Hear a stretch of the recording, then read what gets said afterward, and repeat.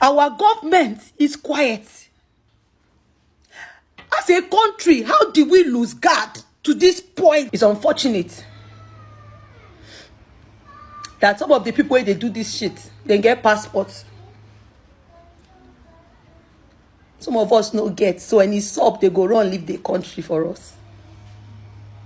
But the God that does not take preference or bribe, it's my new consolence.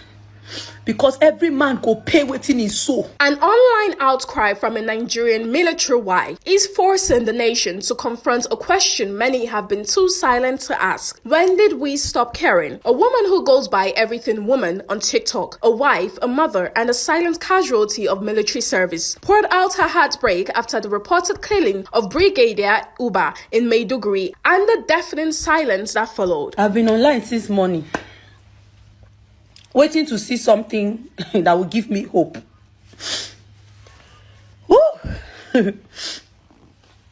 So tell me why till now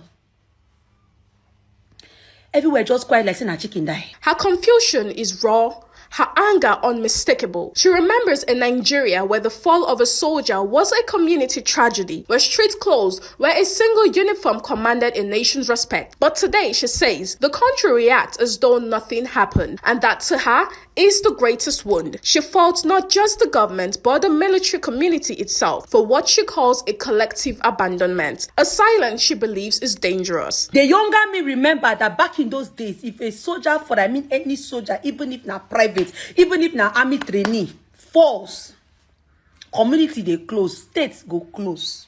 Because 10,000 men go bury that soldier. You go escort him, go underground. Then we lose a Brigadier, and the whole nation is quiet like nothing happened. Even military wives are quiet.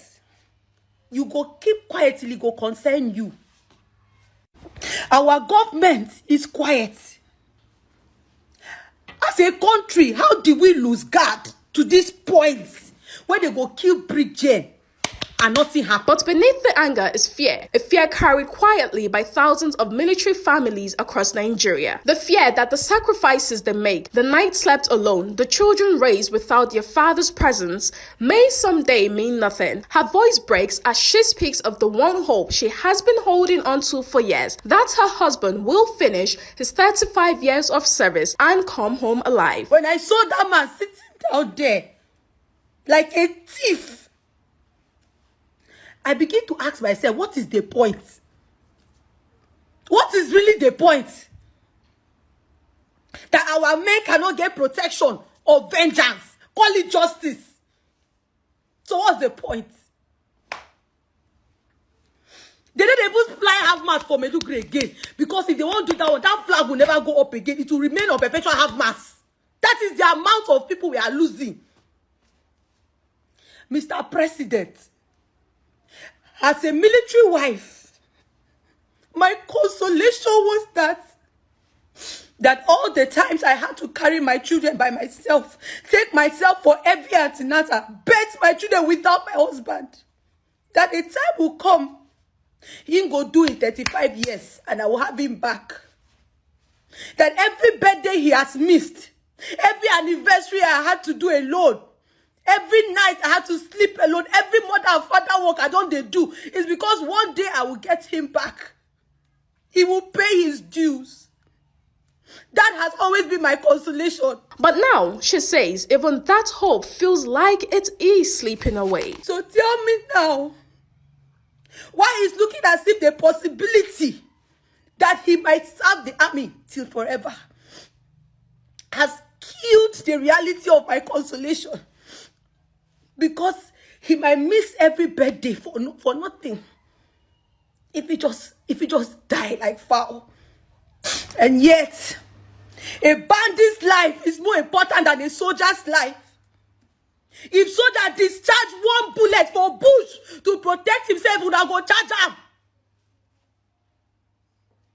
If boys enter bush to go take revenge, una I go charge them. In her eyes, this is not just about one brigadier general. It is about a nation that has grown numb, a country where tragedy competes with 1,000 other cries, and the people expected to defend the nation feel more isolated than ever. A man did not just die.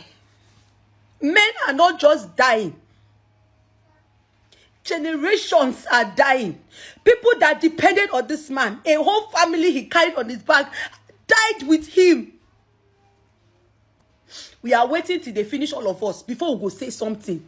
But that court, whenever take half blood like Medugri don't take, they declared state of emergency. The president declared it on the 18th of March this year. So tell me why till now they never declare for Medugri. Why have the military not been given the power to take Medugri take the bull by the horn? Not be everything we go talk online. We know. People don't know. We dey watch news. We dey hear things.